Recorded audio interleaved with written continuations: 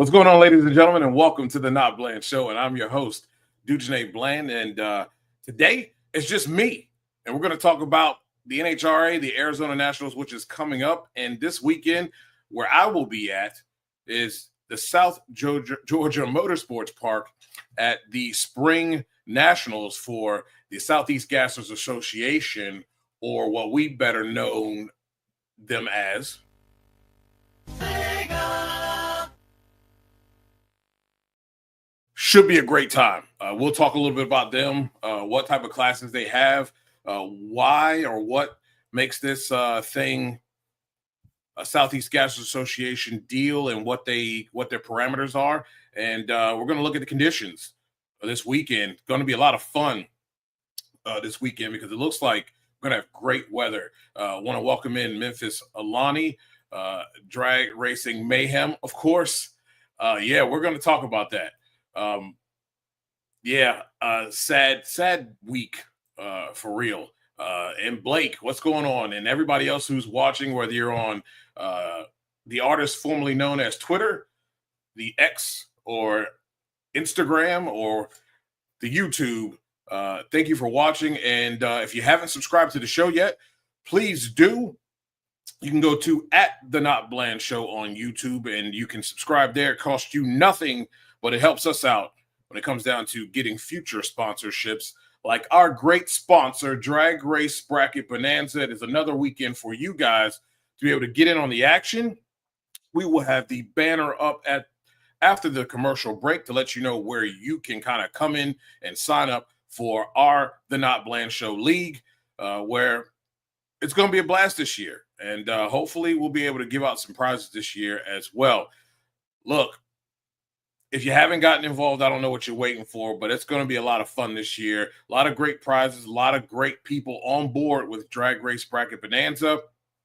And again, if you haven't figured out how to do this thing, well, this commercial break will let you know. Drag racing fans, check out Drag Race Bracket Bonanza. It's the free, family-friendly fantasy bracket game. Now, after final qualifying at every national event, you can fill out your bracket for all the pro classes. It's free, easy to click on your picks. If you need some help, just hit the randomizer button to fill in the blanks. It's for fun, stay engaged, and pick your winners today.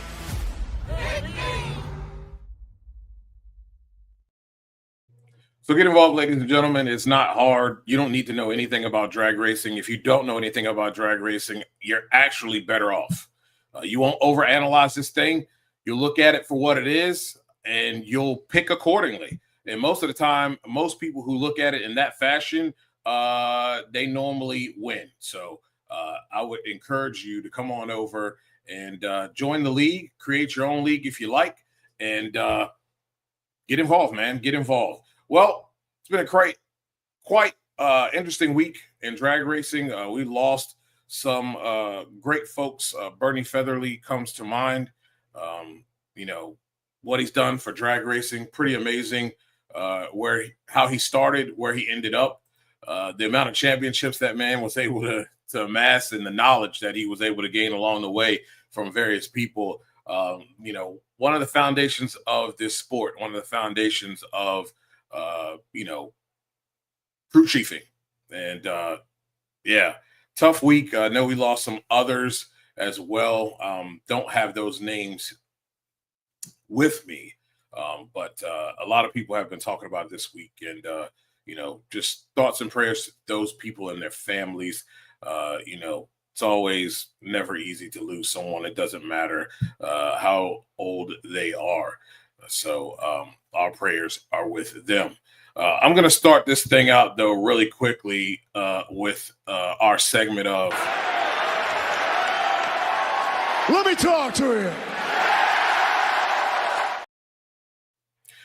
Let me talk to you. So there's a lot of talk about the track last week and what we experienced with that track. And yes, I am totally on board with the fact that, you know what, crew chiefs need to tune to the track conditions given. You've heard me say that before, and not expecting to have a pristine track all the time. And I understand that. And, love my boys over there with the NHRA Insider podcast. Do a great job over there. And, I normally agree with Tony Pedregon, but this time I do not. And here's my reasoning why. I get it. All the parameters of racing on the conditions given, sure. But it was very clear that the rubber was not adhering to the racetrack. It is a very smooth racetrack. And yes, we all know that, but there were other variables that were part of that. It rained most of the night before. The moisture level and the humidity level was pretty high that morning, being that we were dealing with storms, and they were really on the front end of really, as we saw, rain did come in eventually, and they were on the doorstep of that anyway. So the humidity level was high, moisture level and moisture content was high. So it was clear with all of what they had to deal with, and the temperatures really kind of being on the low side for what you would like to have a track to be, wasn't helpful in being able to drag this track. And yes, we're very clear, and most of us who have an understanding of how this thing works do understand that if they drag that track too much, then they're really going to start peeling the rubber off of the racetrack. It is a very, very smooth surface out there at Gainesville. I get that.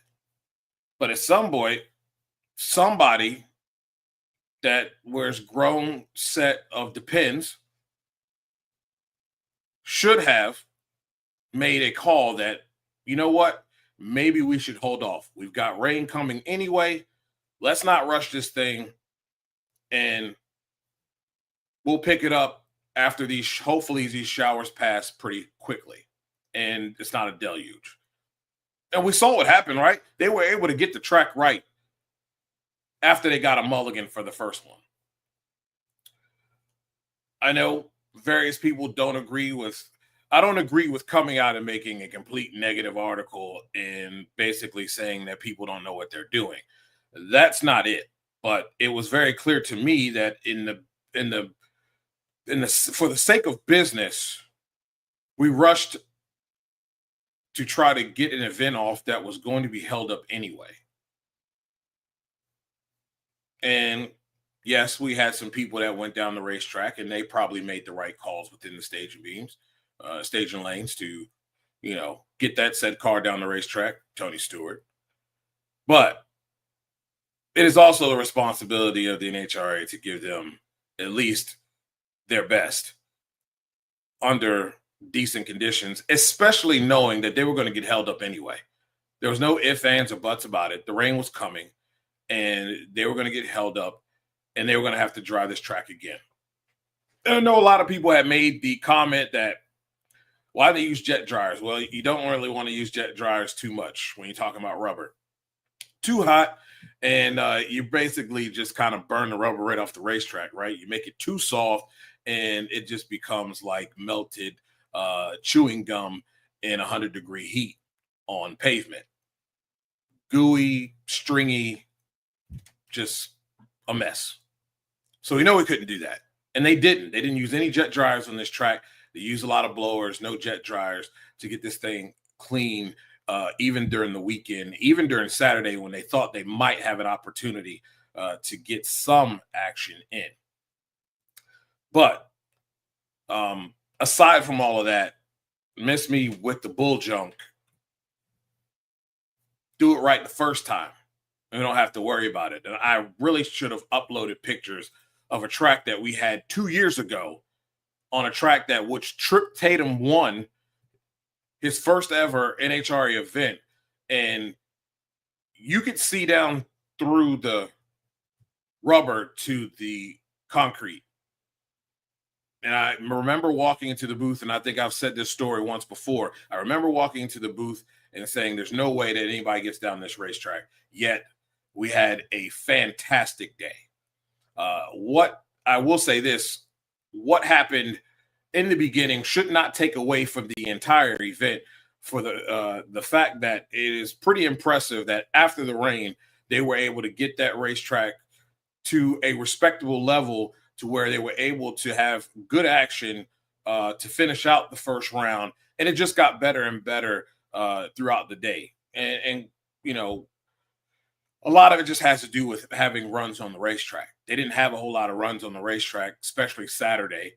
You had most of your runs on that racetrack were on Friday. And then you have to scrape the racetrack on a Saturday to try to get it ready for racing, only to be rained out after spending 2 hours of time trying to get that track ready to go. They were unable to get it within the window and be able to beat out the weather to get some action on the racetrack. So now you're scraping that track again. And now you have an early morning where it's cooler. There's a lot of moisture in the air and a lot of humidity. It makes it very difficult to give anybody a racetrack that is worth racing on. So in the long short of this whole rant,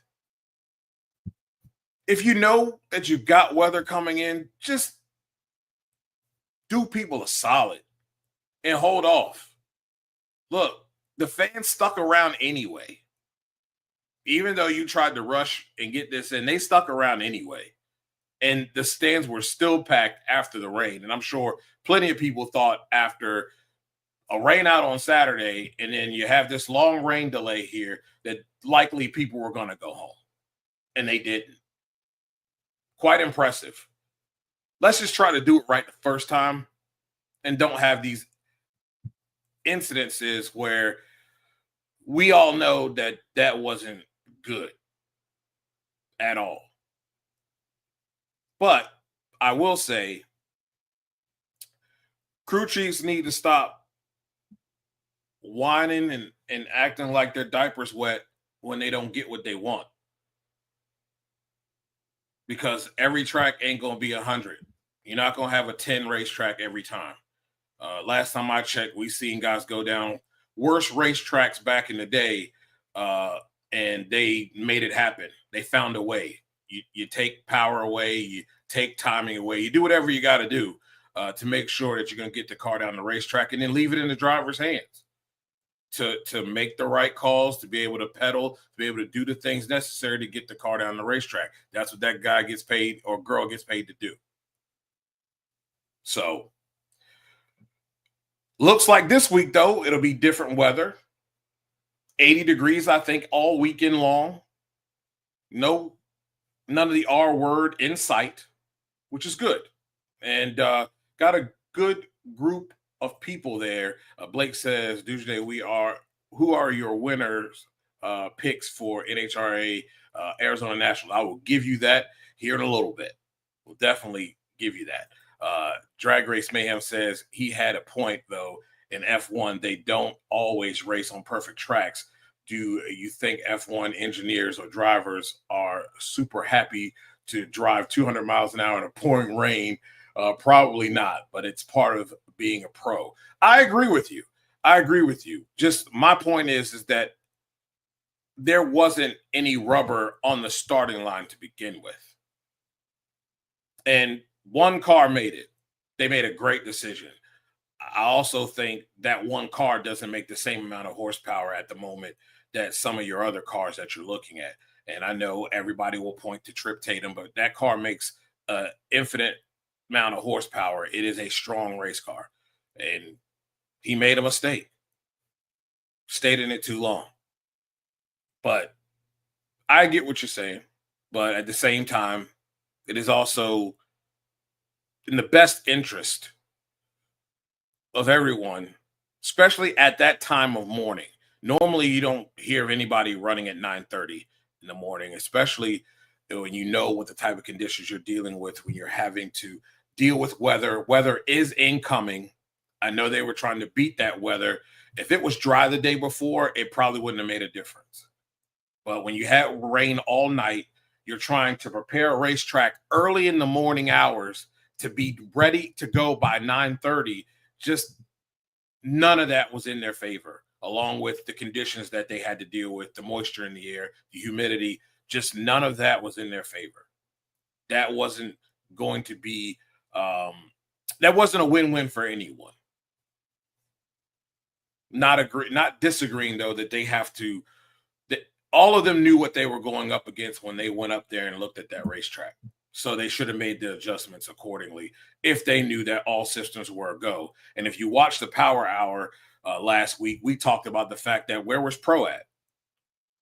They stand on business for everything else. And I mean, we've seen on several instances because of lighting or whatever, they said they weren't running. We've seen Pro Stock Motorcycle here at this very event because of the cool track conditions say that they were not running. So where was Pro in this incident? No one wanted to speak up and say, hey, man, this ain't exactly great conditions for us to race in as far as getting cars down the racetrack. We're not going. So complain afterwards when you could have complained before, and you all knew you guys got track specialists. You knew that it would have been a prime time to speak up right then. Memphis Lonnie says Trip Tatum lucked out. His accident wasn't worse than it was, even though he says he was at fault. Yeah, he's definitely fortunate that it wasn't worse. It could have been. Definitely could have been. Blake says, absolutely. I agree with you, Dujane. Our prayers and thoughts need to be with Bernie's family. Absolutely. It's my man, Sean. What's going on, man? Sean says, I don't think Tripp stayed in it too long. I believe he whacked the throttle one too many times. In terms of the fact that the car was still rotating sideways and whacked the throttle again, a few pair prior, I shouted, don't hit the wall when Brittany got sideways and pedaled in the same lane. I thought back to her crash at Pomona 2018. Yeah, good call. Yeah, that is fair, Sean. That is fair. Too many whacks. Should have let the foot lie and not on the pedal. Not on the pedal.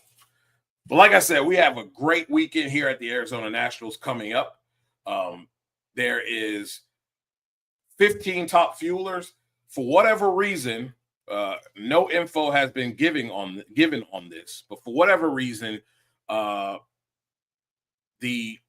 multi-time champion Steve Torrence decided that he is not attending the Arizona Nationals. Now, it was announced at Gainesville that he was running a full season. So I don't know what this means. No info has really been given.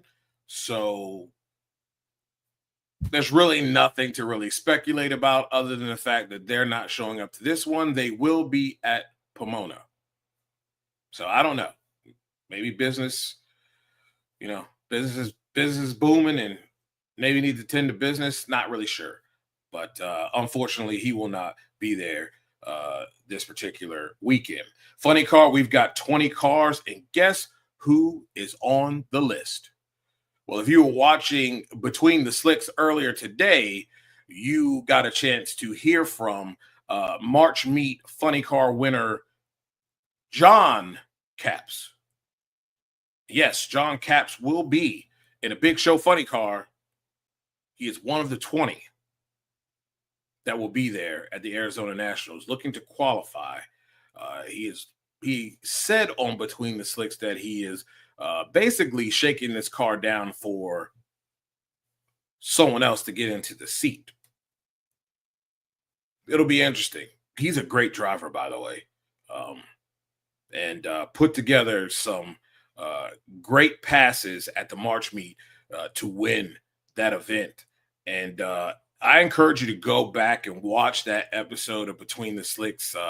Our guy, Monday Morning Racer, is the host of that show. He has some really cool things to say. It has some interesting things to say about his laps each round and what he was doing there. I just found it very interesting, and it's very intuitive of a driver to be able to be that nuanced within a pass, to know where you are, what you need to do, all of those things while you're going down the racetrack at over 280 plus. It's crazy.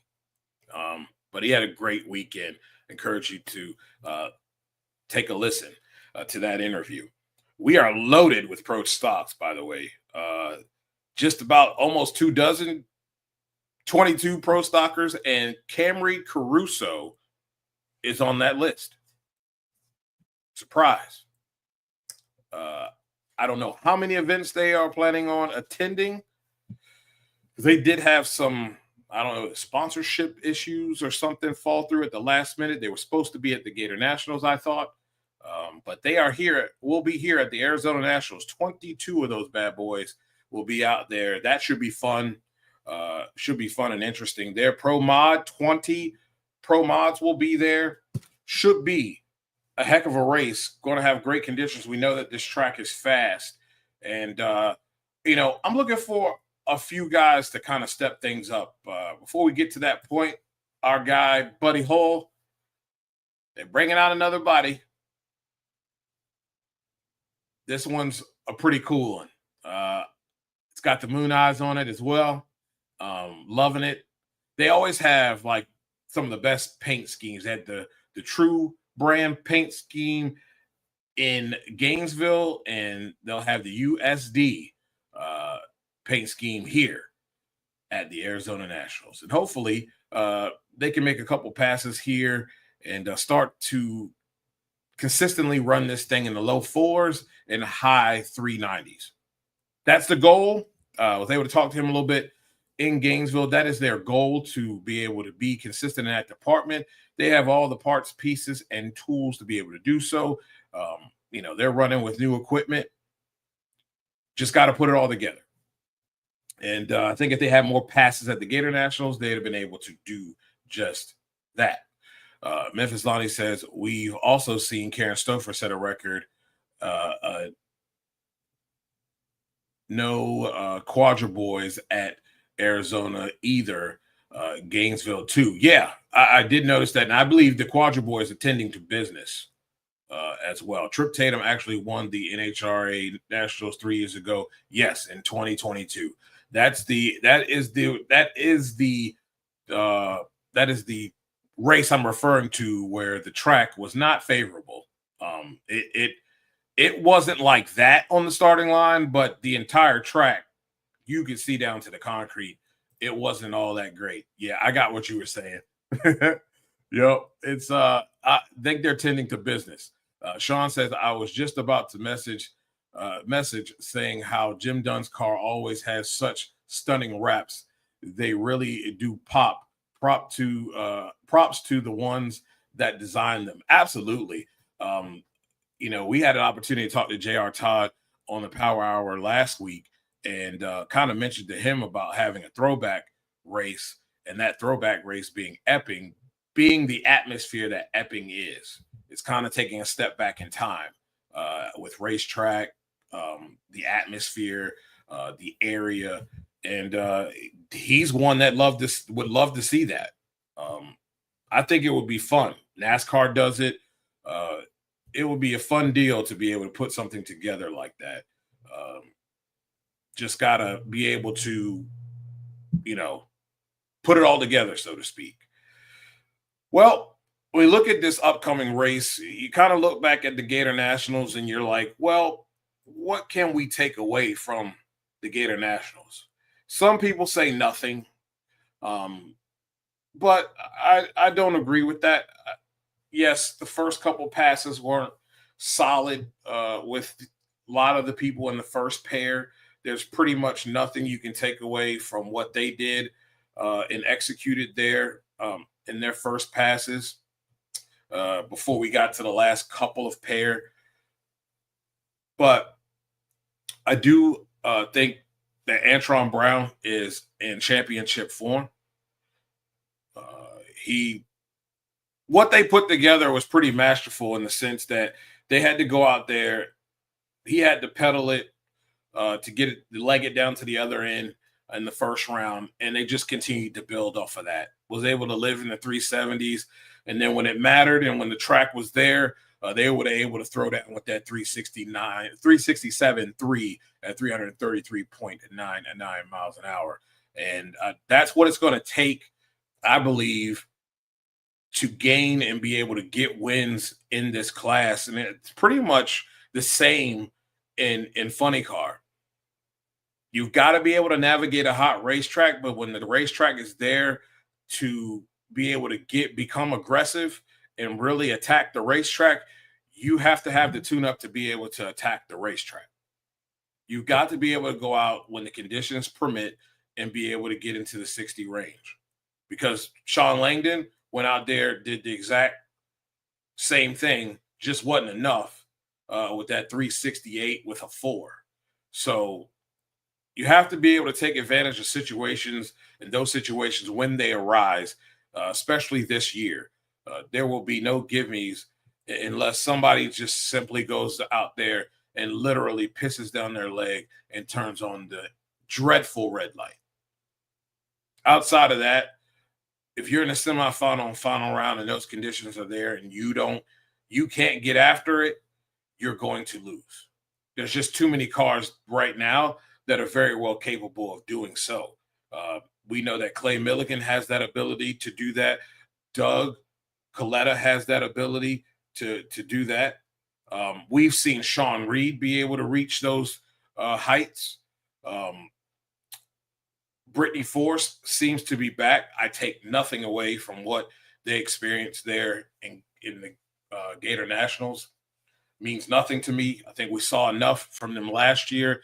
Pro Superstar Shootout also showed that they pretty much picked up right where they left off at the end of last year, which put them in the conversation to be able to have a shot at ending up and being number one at the end of the day in Pomona for the final. So there's too many cars right now that you're going to see at some point during your weekend in the eliminations. And I think, first off, guys like Josh Hart, very, very consistent race car. We were able to see that at the Pro Superstar Shootout. They've got 3 great minds. Ron Douglas seems to have his mojo back, and the brain trust seems to be working quite well together. I take nothing away from their first round of exit either, but they have been able to get the car to repeat consistently. If you were able to watch the Pro Superstar Shootout, that car was on rinse and repeat, and they were doing it with ease. Now the question is, do they have the 69 run? Do they have the 68 run? If they can pull and show that they have that, this car is a legitimate contender and literally could contend for the championship. They just have to be able to find the big numbers when they count in the hero sessions, and when they count when the track permits during eliminations. Because like we talked about, those others we mentioned are going to attack that racetrack. They are going to find the number and they will lay it on you. And running a 71 is just simply not going to get it done. I don't care. You're going to have to cut a 00, and I don't even know if a 00 is good enough for the cars that are running 68, 67, 69 in those type of conditions. But I do believe that you're going to see this car perform quite well in Arizona. Fast track. It's a very good racing surface. You're going to see other guys and girls perform well too. But I do think Josh Hart has a great opportunity to showcase all the hard work that they've put in over the offseason and showcased at the Pro Superstar Shootout, and they will be able to show this that this thing can repeat over and over again, and they have found that level of consistency to be able to go rounds and be able to compete. Like I said, the hero sessions is where we're going to need to see if they've been able to find the tune-up or not. Jasmine Salinas, another car that, look, has every ability to turn in the number. This is the same car that went 300 to the 8th. Now, can they find the consistency is the key. And that's the word of the day. That's the word of this class, is being consistent. Because that's the only way you're going to have an opportunity to contend in anything. Don't take too much away from the reaction times either. 90s aren't going to cut it against your top dogs. So she's got to get better there. But the car can't run a number. And she made it to the semifinal round. They ran a 375 with a 1 against Dan Mercier. And then came out against Sean, ran a 77 with a 7. Weren't able to get it to repeat to that 75 or less. But they have the ability to turn it up and get to the 60s if necessary. I don't know, maybe if Dave W. is watching tonight, maybe he can tell us whether she has run in the 60s before or not. I think she was able to turn out 1 or 2, not very many though. But that is a race car that is going to be and should be right in the conversation with all the other ones. It's just a matter of them being consistent enough to be able to keep up with the top dogs, on any given day. And for the most part, most of your season is contended under hot conditions. It's when you get to the countdown is where you start seeing some of the home run conditions. A lot of the home run conditions you don't necessarily see during the season unless it's a night qualifying session, or you just so happen to have great cloud cover, or like we're going to have this weekend, another front coming through and 60s during the day and low 40s at night, where it's just great weather for making horsepower and great weather for putting that horsepower to the racetrack. So going to be interesting to see what they do here in race number 2 in week 2 of the NHRA Mission Foods Championship season. This man right here, and all photos courtesy of the real Fred Warner, my camera guy, did a great job this past weekend for the little bit of action we were able to get. He was able to get some pretty cool shots here at the Gator Nationals. And this is a guy that's got to get it done, right? He's been in the catbird seat several times, and all of a sudden, when it matters, they seem to go into hiding. Not able to carry over the regular season success into playoffs. And you know what? Like the past 2 years, the playoffs hadn't really been that bad. They just lost and maybe have gone out in first rounds at the most inopportune time. And in the countdown, you can't have first round losses when everybody else in the top 5 that's either chasing you or you are chasing is going rounds and making it to the semifinals and final rounds. Even if they're not winning, they're getting further than you. And one out in the first round can cost you a championship. You only got 6 races to put it together. So he's got to find a way they need to find a way to find what they need to do in the second half of the season now in the first half of the season. And yes, he's had some great first half of the seasons, but as you get closer to the end of the season, they start out extremely hot and then just not as hot when they get to the end of that regular season. you start seeing the writing on the wall a little bit as other teams start to come up and be a little bit more dominant and close that gap. And right now, when you look at Antron Brown, just look at his numbers from last week. A 60 early, probably a little bit nervous with that racetrack, what it looked like. He had a 52 in second round, then 32.036. He's right in the range of the young guns. And most, and some would argue that he is the best top fuel driver right now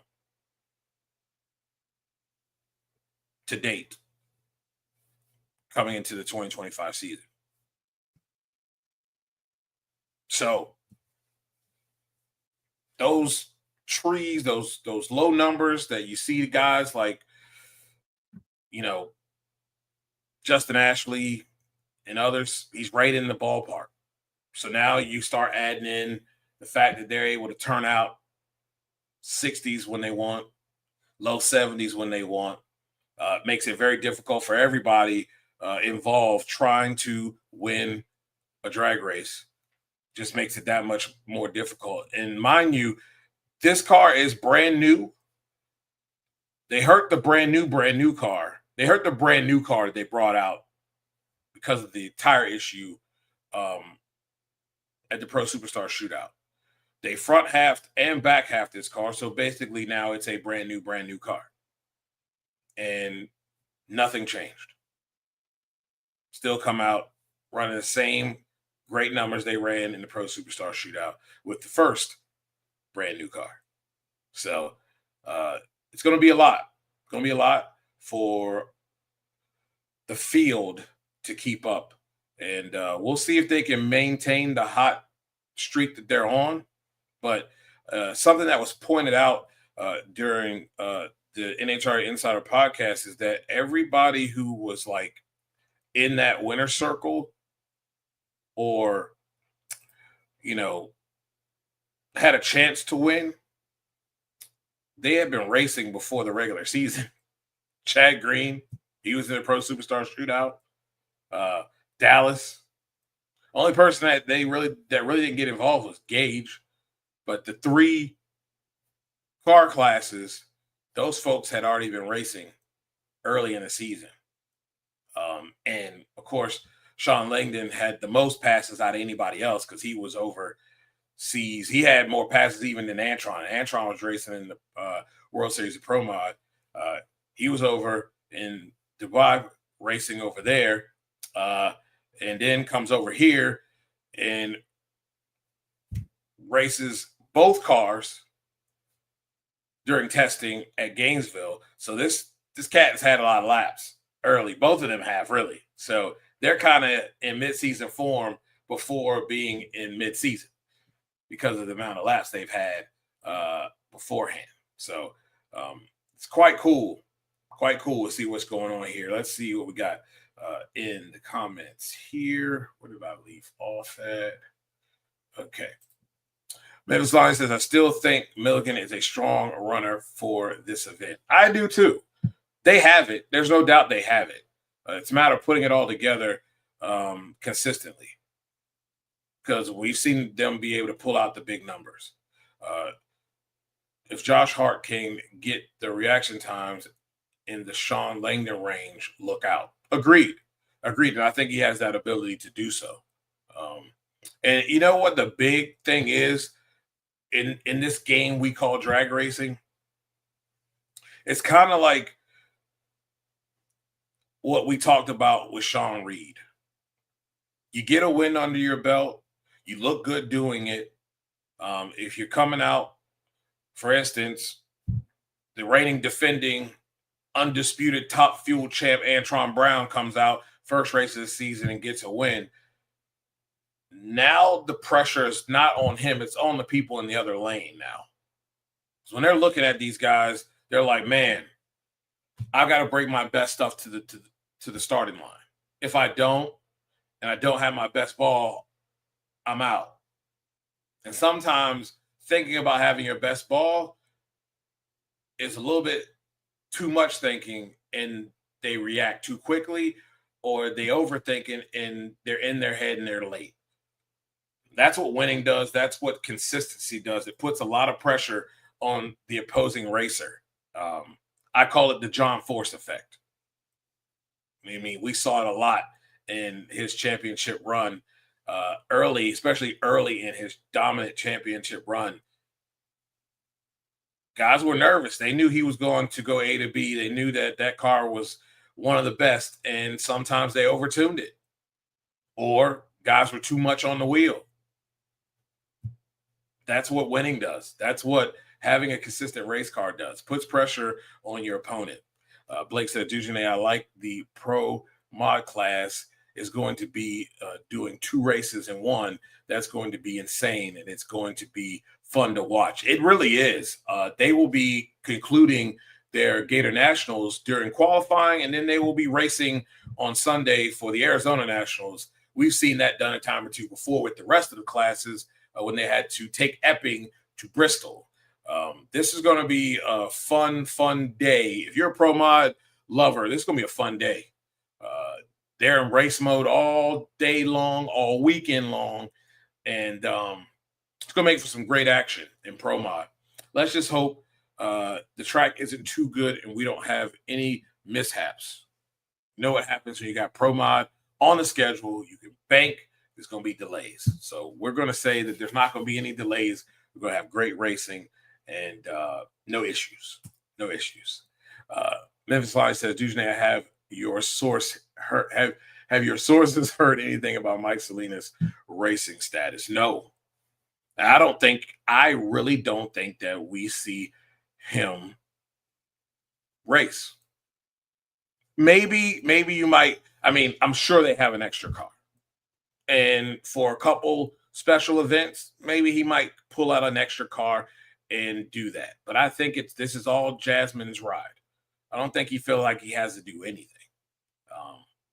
And health is wealth. So not really sure, we don't know whether doctors say take it easy a little bit.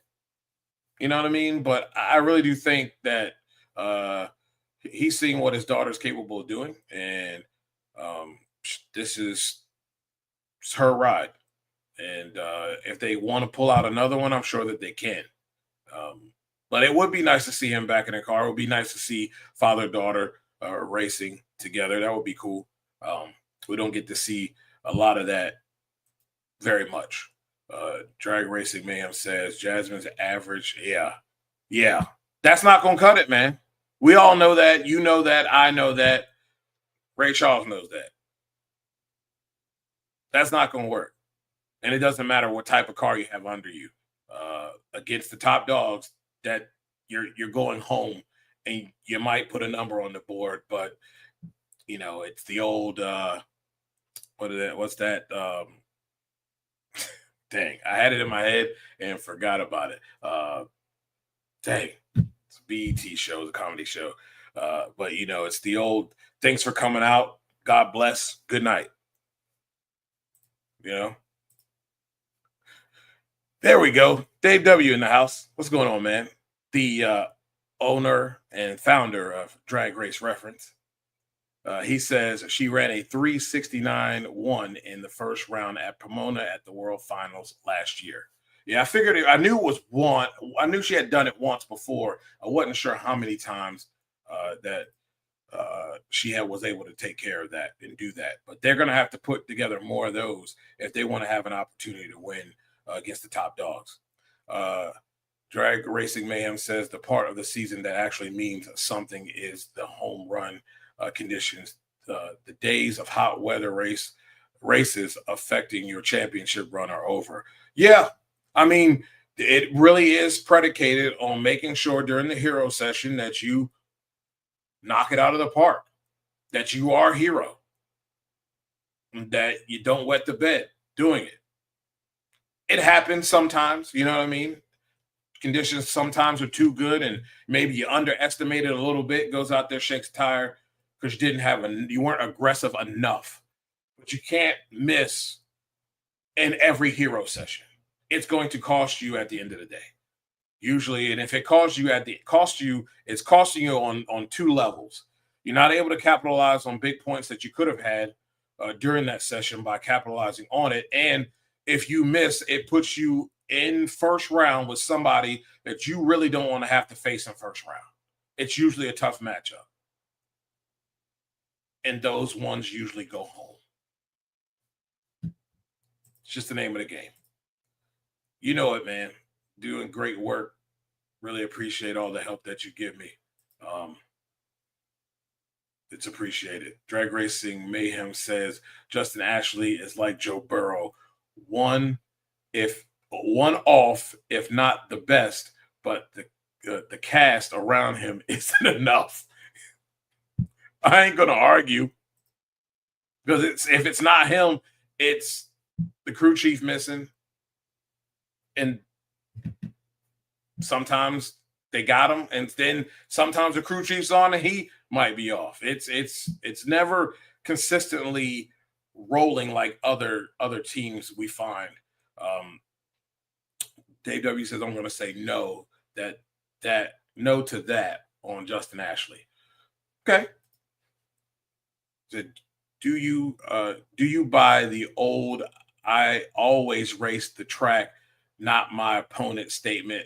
No, I don't buy that crap. That's the old cliche. That's the old cliche of we taking it one game at a time. Come on. We taking it one game at a time. Knowing God's got a record on the line. No, I'm not focused on the record. Just focusing on just getting wins. I'm not really worried about that. But you're like 50 yards away from breaking the all-time rushing record. No, I wouldn't know. Yeah, that whole thing is ridiculous. They read newspaper clippings. Sometimes they read them too much. We know who's reading the newspaper clippings and who's not by who's referring to said internet keyboard warrior during their top end or bottom end racetrack interview. But it's the old cliche. I don't buy it. It's a joke. Actually, they're not racing the racetrack all the time. If you're racing the racetrack all the time, how can you get up for another person in the other lane knowing how good they are and knowing that if I don't bring it, they're going to put me on the trailer, and you're saying, I'm just racing the racetrack. I'm just racing my lane. No, you're not. Hope the Nitro cars rear ends hold up this weekend. I think everybody is hoping that the Nitro car rear ends hold up this weekend. Monday Morning Racer had a good point. And he made that on his show. I believe it wasn't yesterday. It was the day before yesterday. So that would be Monday's show. He talked about the fact that maybe, just maybe, when it comes down to tires and rear ends, that we have exceeded the, I wouldn't say life, but what these parts are used for and capable of, we have surpassed what they're capable of, and we've gone beyond that. And that's why they're having rear ends explode. Now, I know I know Strange is trying to correct the problem that they're having. I talked to J.R. Todd on the Power Hour last week. He talked about the Chrisman rear ends not having this issue. My only question, which I did not get to answer, I don't know why I didn't ask that question, but I'm assuming Doug, when he grenaded his, was not a Chrisman rear end. It was a Strange. So it seems to be the Strange that's only having the problem. Now, I cannot believe that you have made that many parts that have gone out that may be faulty for whatever those reasons are, whether it's the heat treating process, whatever it is, metal, whatever. And that we're still having this problem. So my next thing is, maybe we are exceeding it. And I know nobody wants to talk about it, but there is a tire issue. In the media center, Bobby Bennett put together Mercier's run and Antron's run at the Pro Superstar Shootout side by side. And almost at the exact same point and in the racetrack, those tires go away. What is noticeable about why the tire goes away is that if you watch Antron and Mercier, when they get to that point in the racetrack, the car's doing a tail wag, and it slides to the right, comes back to the left, and it's like because of that movement and that heavy movement at the time of, we've got that huge growth in the tire, that now the sidewall is thinner at that moment. And if you're putting that kind of force on a side slide against the sidewall, it has no choice but to unload, right? That's just laws of physics. So there's nothing wrong with the Goodyear tire. We've just exceeded what the tire is capable of. And that's why we're seeing it. You could say it about any other thing out there for sure. But it's clear it's usually right in where they're making the biggest push to the finish line, where the speed is really where they're really starting to accelerate. And that's where you're seeing those things go away. There's no parts coming off. There's no fog on the racetrack. It's just gone. And usually those cars are kind of doing what Mike Dunn likes to say, a sachet. So I don't know. They got to find a way, though. Blake says, I asked Joe Costello the same question last week, and I would like to get your take on it. What do you think Erica Enders and her crew need to get Erica back on top and winning races? Consistency, which has been missing. And let's just be real. Everybody around them has caught up to them. They showed that last year. So they've got to be a little bit more consistent in staying up with Greg Anderson, Dallas Glenn, even their own teammates. That's one thing, because we haven't seen that car put together consistent qualifying. You can chalk up some of that at the Pro Superstar Shootout. She was extremely sick, but the car wasn't running well either. And it really hasn't run well since last year. Didn't have many laps here to kind of get a real gauge on what they look like here in Gainesville, but that's what it's going to take. The field has caught you. So now we know that she's capable of doing what she needs to do on the tree. It's just giving her the car and making sure the car is there on a consistent basis. Greg Anderson is, I don't know, he went to the Fountain of Youth and took a sip and boom, wins a championship, comes out here. If it wasn't for the young fella with a little bit of a chip on his shoulder and Dallas Glenn to take him out, he likely wins that race too. So there's just, the competition is great. And they're going to have to rise to the occasion. So that's what I think it's going to take. I don't think it's her driving skill. I don't think it's the fact that they're lacking horsepower. Just haven't been able to put it all together consistently to run the type of numbers that everyone around them is running. And that's what's going to be important if you want to have an opportunity to win. Memphis Light says, okay, D, tell the people when you are starting your tenure as the new president. That's not happening. That is a no. Would appreciate that. They have better people in the building that are capable for that than I am. Let Darren Williams Jr. be the president. Let him be the president. He's good at it. He could do it too. Sean says, "Did I hear you say we are due another front coming in the weekend for Arizona? I can't see that on the forecast." No, I was just saying. Just with track conditions, you have, if you have a front come through, things change. But no fronts coming through. It'll be 80 degrees all the way through. There will be no precipitation in sight.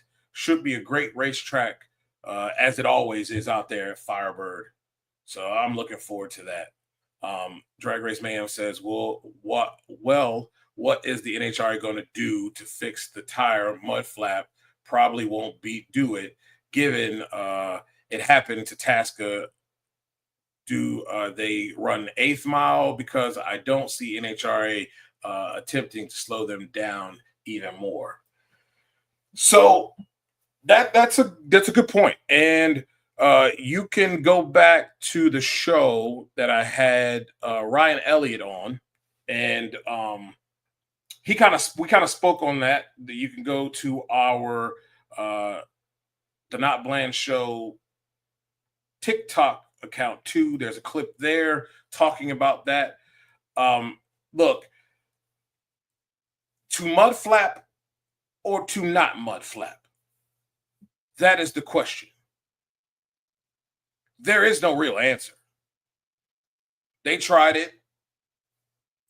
I don't think there's much of a difference. I think what they're trying to see, does the mud flap deflect enough air and divert that air to distort the tire in a way that causes it to unload the way it has been? The tire grows regardless of the canard, mud flap, or not. I don't know if I don't know if that changes anything, because the growth is still there. And if I've got a car twerking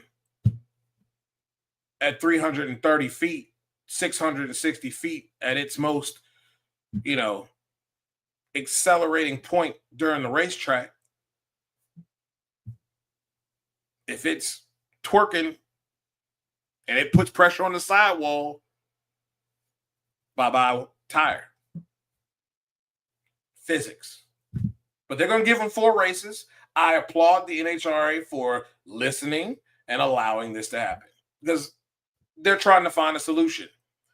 The solution is not asking Goodyear to go back to the drawing board for a tire. That took a lot of work to get to where they are right now. And that would take a lot of work to get that done. I don't see that being a thing. I want to say hi to Kenny Smith, man. What's up, Kenny? What's up, brother? Hey, hit me up if you want to be a part of the our little bracket for the NCAA bracket thing. Let me know. I'll shoot you an email. But man, thanks for tuning in, and I hope you are involved in the Drag Race Bracket Bonanza deal, and you are locked in to the league. The code is at the bottom. You're probably one of the best to be able to do it, because you don't watch it that much and you don't overanalyze. That's for anybody, though. Let's see here. Where did I leave off? The tires are now exceeding their elastic limit. Yeah, I do. I agree. I think that there's just too much. There's too much going on, and there's a lot of horsepower. There's a lot of just raw torque and power being made now. And the way that you're going 300 to the 8th. We've seen 2 cars do it.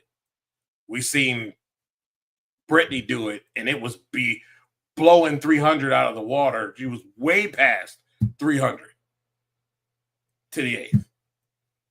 So I think that is a thing.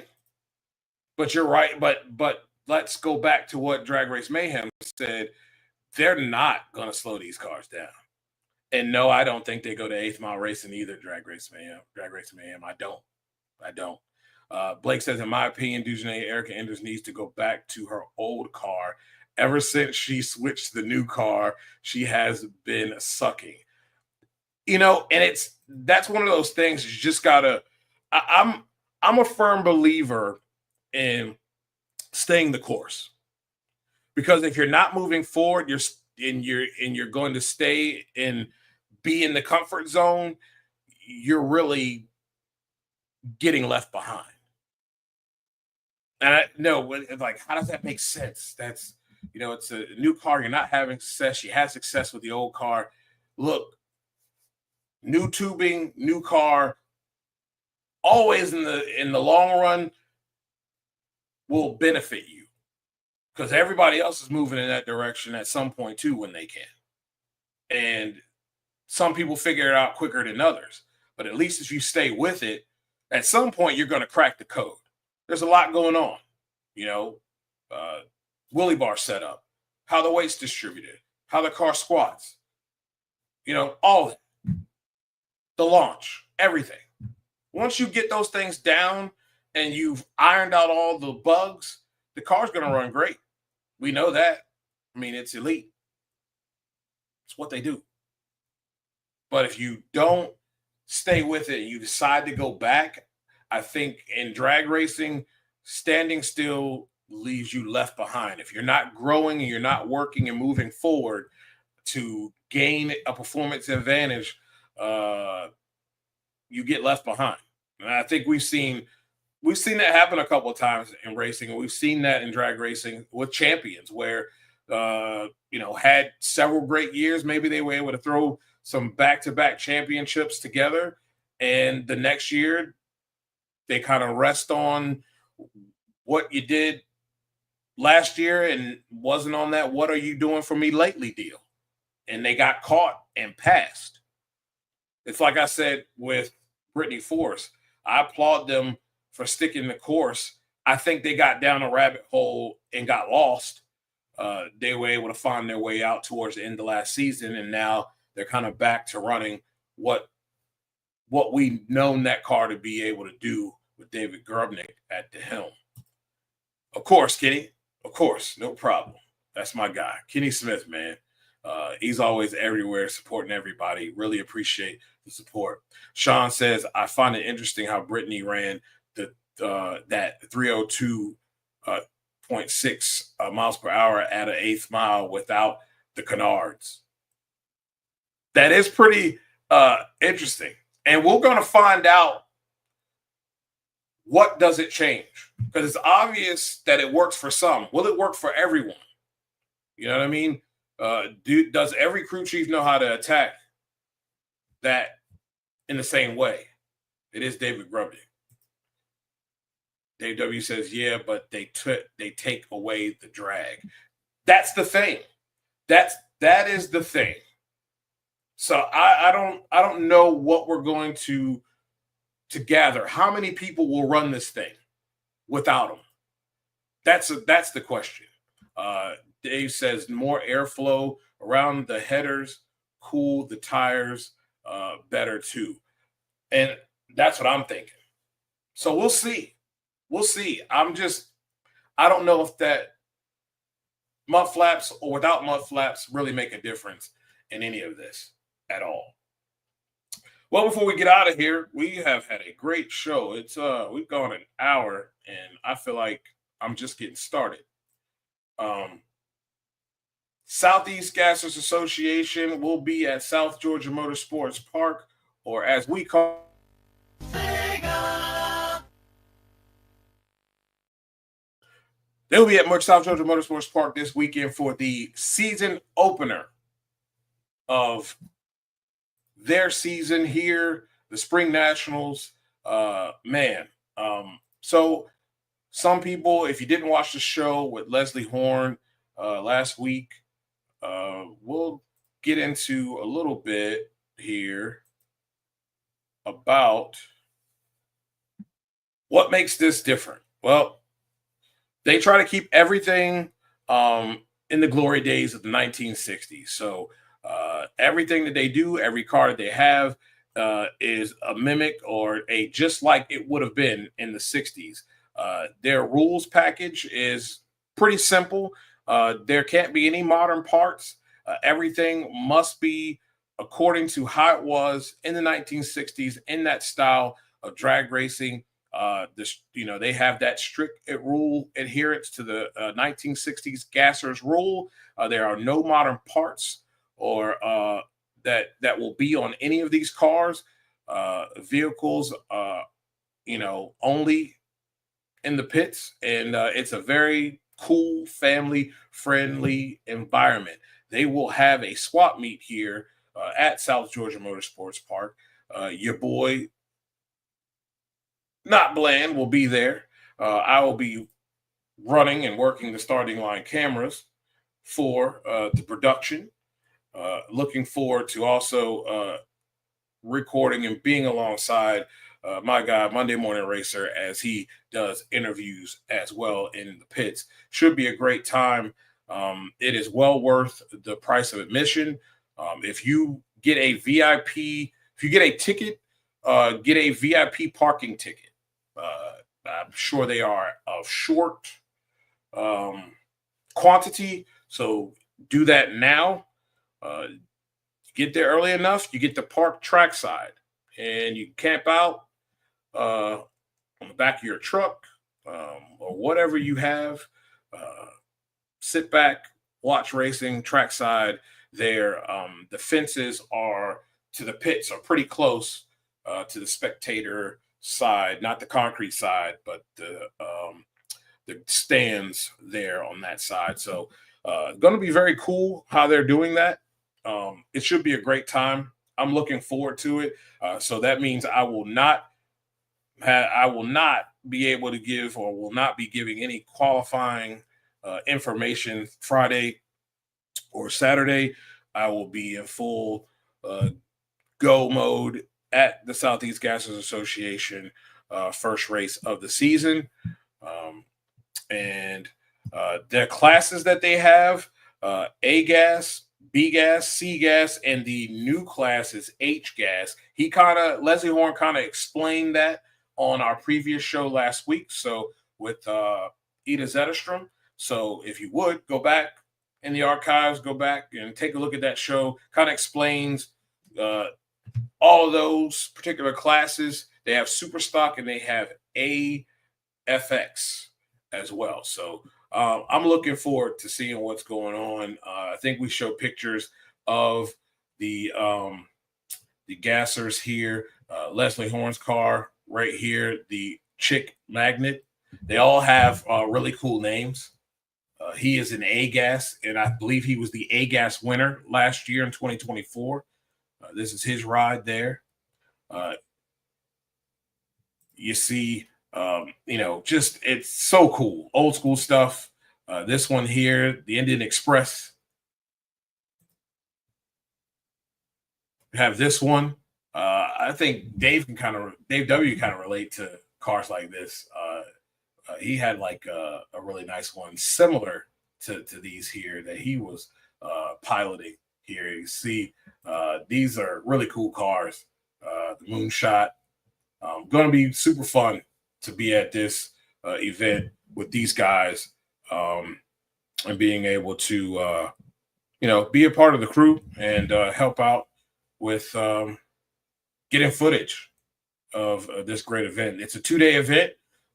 They are strict on time, so you will not be at the racetrack forever, especially on Saturday. They start at 1 on Saturday. Usually are done right around dinner time. I don't think they stay much later than 7 o'clock, maybe 8, but probably no later than 7. They start at 5 Friday. I'll be getting there early. I would say I'd encourage you to get there early too, but I don't want you clogging up the lanes for me to get there. So no, get there early, enjoy the fun. It's going to be a lot of cool cars out there. Drivers are accessible. They're letting young kids sit in the cars and enjoy them as well. So yeah, get there and enjoy that, man. It's going to be a lot of fun. Going to be a lot of fun there. Blake says, I like the new intro to the show, but I love the old intro better. Any chance you could switch back to the old intro? We might break it out every now and then. How about that? We might break it out every now and then. If let's say I'm feeling John Cena like that day, we might bring it out because that means that I'm going to go kind of Stephen A. Smith on folks. We might do that. How about that? Kenny says those cars are dope. They are, man. It's so cool to see those cars and to be able to see them from the 60s exactly how they were. And they've got some good ones. Here's your schedule for the Southeast Gases Association 2025 schedule. I am going to try to be traveling a little bit with them to help out on the media side of things and camera side of things. So I will be attending a few more of these races this season. Really looking forward to the Gulfport, Mississippi one.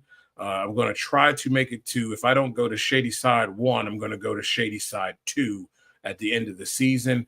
Woodstock, Alabama, Knoxville, Tennessee, Ringgold, Georgia. Definitely going to try to make that. So there's a lot of cool events. Like they are strictly in the Southeast, though. So if you're kind of close, if you're in the Northeast, or I call it the Middle East, when you're talking about Maryland, DC, and Virginia, they're really not North or South. See which one is close and see if you can make it out there and catch it, man. It's going to be a cool event to be a part of there with Southeast Gassers Association. Before we close out of here, I want to talk real quick about our funny car deal and those who I'm watching coming in. I forgot that I didn't get to that. This man right here, Cruz Pedregon, it's time to step up and find the consistency now. Second year, new young crew chiefs. We all know what Cruz as a driver is capable of. Just have to cut out the little stupid mistakes. And they have to find some consistency to be able to run some decent numbers and be able to compete. I think this car has every ability to be up there with the top guys. They just have to show it. That's the key. They just have to show it.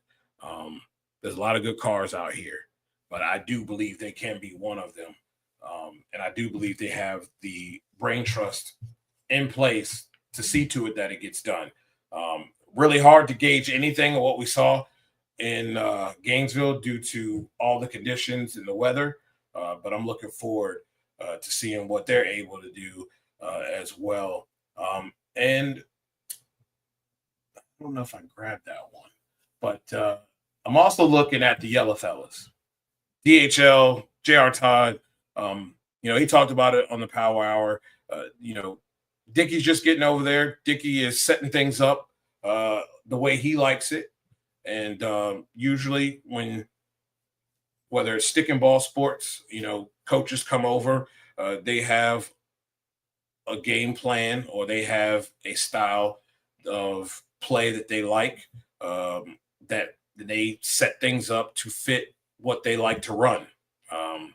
Whether it's air raid style offense, run and shoot, whatever.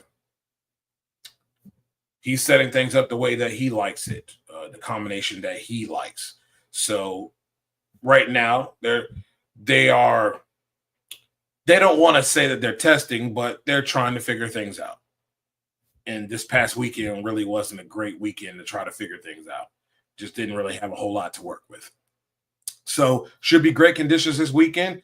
Going to have 4 sessions, and we'll see what they do. I think they're going to be in contention this year.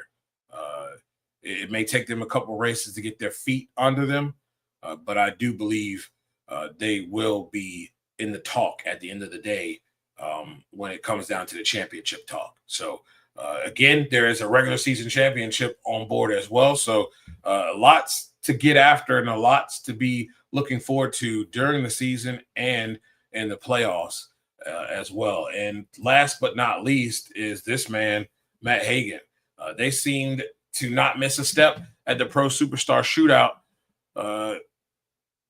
Really hard to gauge, like I said, what was done at the Gator Nationals.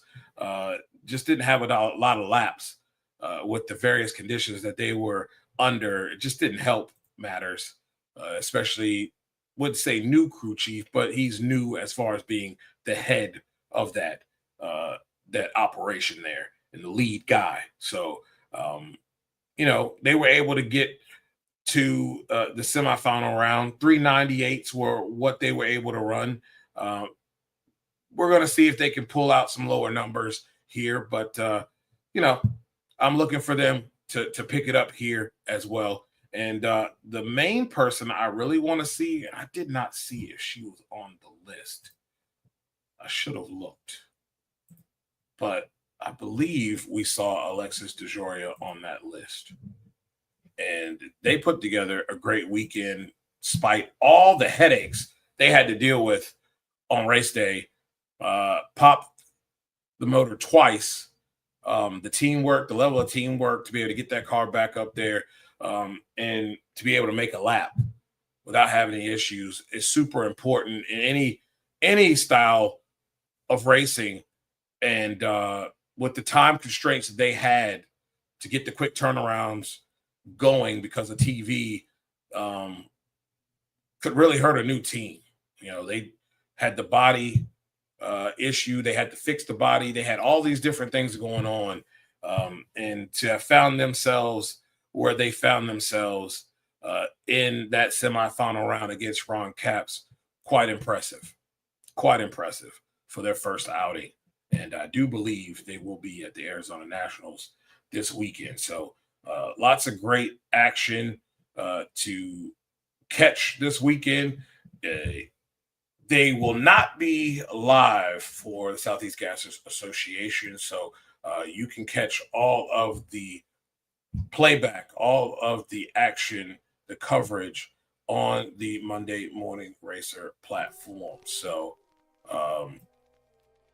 I will try to bring you some of that as well. Hopefully, we'll have some of the winners on from this event on next week's show. And if not next week's show, we'll try to get them on as soon as we can, right? Well, ladies and gentlemen, thank you so much for tuning into the Not Bland Show. It was a good one that I felt like I could have talked about a lot more. Like, I don't really think we got anywhere, but I guess that's what happens when you're having fun. Time flies, right? So, again, appreciate you guys' participation in the show. All your comments, all your, insight, your opinions, your thoughts are great, and really appreciate that. Blake wanted to know my picks for the Arizona Nationals. I just forgot about that. I want to know my picks for the Arizona Nationals. So what I'm going to do, I'm going to give you Bob Taskett III in Funny Car, Brittany Force in Top Fuel, Greg Anderson gets revenge, wins in Pro Stock, and it's a toss-up in Pro Mod. It could be anybody. All right? Those are my picks, and I'm sticking to it. Well, hey, there's my cousin. What's going on, man? How you doing? Yeah.